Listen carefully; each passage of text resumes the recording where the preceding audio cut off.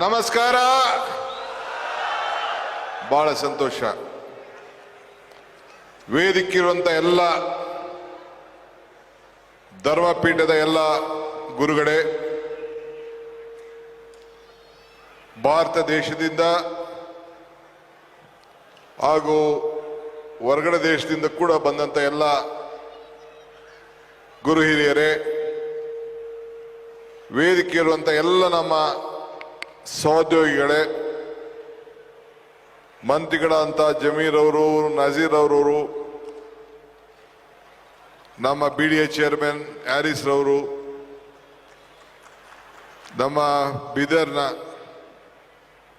ರೆಹಮಾನ್ ಖಾನ್ ರವರು, ರಹೀಂ ಖಾನ್ ರವರು, ನಮ್ಮ ನಲ್ಪದ್ರವರು, ಇನ್ನು ಅನೇಕ ಹಿರಿಯರು ಎಲ್ಲ ವೇದಿಕೆಯಲ್ಲಿದ್ದಾರೆ. ಎಲ್ಲ ಗುರುಗಳ ಹೆಸರನ್ನ ತೆಗೆದುಕೊಳ್ಬೇಕು ಅಂತ ಆಸೆ ನನಗೆ. ಯಾರು ತಗೊಂಡ್ರೆ ಯಾರು ಕಡಿಮೆ ಅಂತ ಯಾರು ಇಲ್ಲ. ಮಾನವನ ಧರ್ಮಕ್ಕೆ ಎಲ್ಲರೂ ಕೂಡ ಸಮಾನತೆಯಿಂದ ಕಾಣಬೇಕು ಅಂತೇಳಿ ಏನು ನಮ್ಮ ಮನುಕುಲದ ನಾವೆಲ್ಲ ಒಂದೇ ಅಂತೇಳಿ ಸಾರಿದಂತ ಮೊಹಮ್ಮದ್ ಪೈಗಂಬರ್ ಅವರ ಜನ್ಮದಿನವನ್ನ ಏನು ಇವತ್ತು ಆಚರಣೆ ಮಾಡ್ತಾ ಇದ್ದೀರಿ, ಈ ಆಚರಣೆಯ ಎಲ್ಲ ಸಂಘಟನೆಕಾರರಿಗೆ 1 ಕೋಟಿ ಅಭಿನಂದನೆ ಸಲ್ಲಿಸಲಿಕ್ಕೆ ನಾನು ಈ ಸಂದರ್ಭದಲ್ಲಿ ಬಯಸ್ತಾ ಇದ್ದೇನೆ. ಸರ್ವ ಜನಾಂಗದ ಶಾಂತಿಯ ತೋಟ ನಮ್ಮ ಭಾರತದ ಈ ಕರ್ನಾಟಕ ಭೂಮಿಯ ಒಂದು ಮೂಲ ತತ್ವ. ಇವತ್ತು ಪೈಗಂಬರ್ ಅವರು ಇವತ್ತು ಅವರ ತತ್ವ ಎಲ್ಲ ಸಮುದಾಯದಕ್ಕೂ ಕೂಡ ಸಮಾನತೆಯನ್ನು ಸಾರಿ, ನೊಂದು ಬೆಂದು ಹಸಿದವನಿಗೆ ಯಾವತ್ತು ಕೂಡ ಒಂದು ಉತ್ತಮವಾದಂತ ಬದುಕನ್ನ ತಾಳ್ಲಿಕ್ಕೆ ನಾವು ಸಹಾಯ ಮಾಡಬೇಕು ಅಂತೇಳಿ ಏನು ಒಂದು ಸಂದೇಶವನ್ನ ಕೊಟ್ಟಿದ್ದಾರೆ. ಇವತ್ತು ನಾವು ಆ ಸಂದೇಶವನ್ನು ನಾವು ನಮ್ಮ ಬದುಕಿನಲ್ಲಿ ನಾವು ಅಳವಡಿಸ್ಕೊಡ್ತಾ ಇದ್ದೇವೆ. ಭಾರತದ ರಾಷ್ಟ್ರೀಯ ಧ್ವಜದ ಬಣ್ಣ ಈ ವೇದಿಕೆಯಲ್ಲಿ ಕಾಣ್ತಾ ಇದೆ. ನಮ್ಮ ಸಂವಿಧಾನವನ್ನು ರಕ್ಷಣೆ ಮಾಡುವಂತ ಮೂಲ ತತ್ವ ನಮ್ಮ ಸಂವಿಧಾನ ಎಲ್ಲ ಸಮಾಜಕ್ಕೂ ಕೂಡ ನ್ಯಾಯವನ್ನು ಒದಗಿಸಿಕೊಟ್ಟು ಈ ದೇಶದ ಪ್ರತಿಯೊಬ್ಬ ನಾಗರಿಕರು ಕೂಡ ರಕ್ಷಣೆ ಮಾಡುವಂತ ಸಂವಿಧಾನವನ್ನ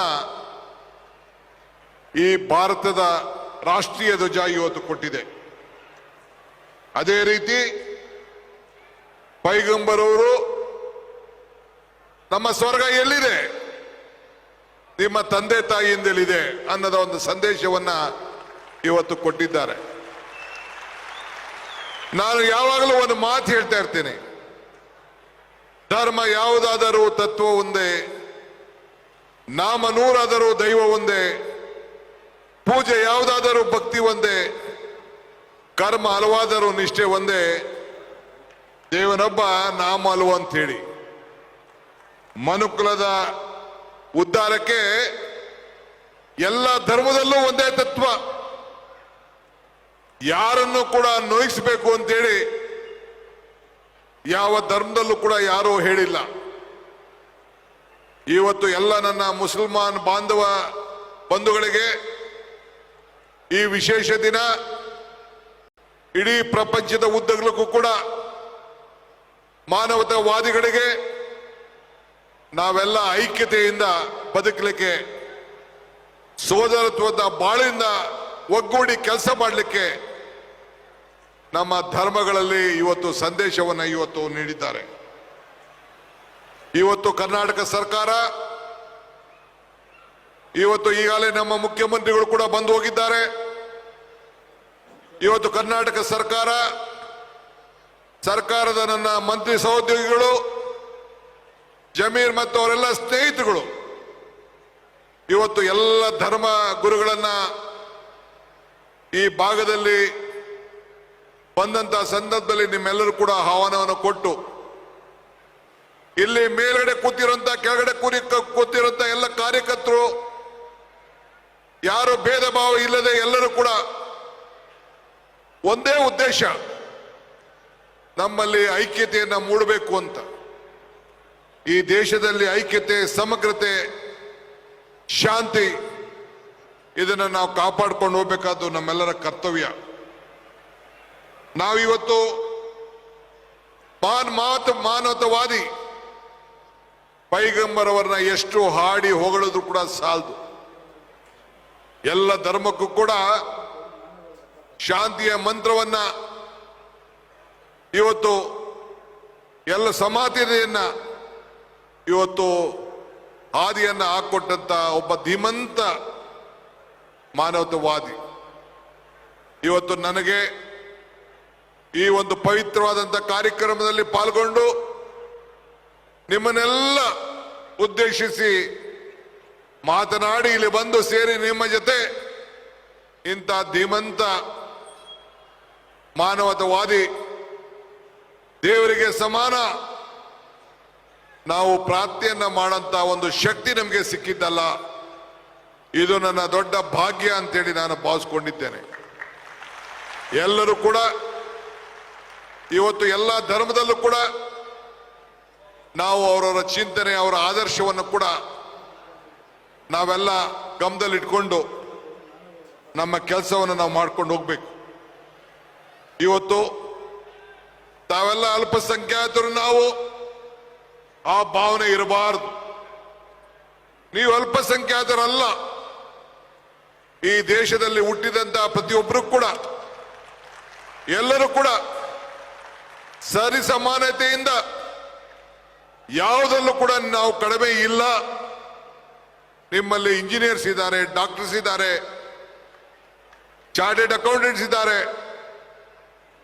ಎಲ್ಲ ತರದ ಈ ದೇಶಕ್ಕೆ ಏನು ಶಕ್ತಿ ತುಂಬಬೇಕು, ಪ್ರಪಂಚದಲ್ಲಿ ಏನು ಶಕ್ತಿ ತುಂಬಬೇಕು, ಎಲ್ಲ ತರದ ಶಿಕ್ಷಣವನ್ನು ನೀಡಿದಂತ ಗುರು ಹಿರಿಯರಿದ್ದಾರೆ.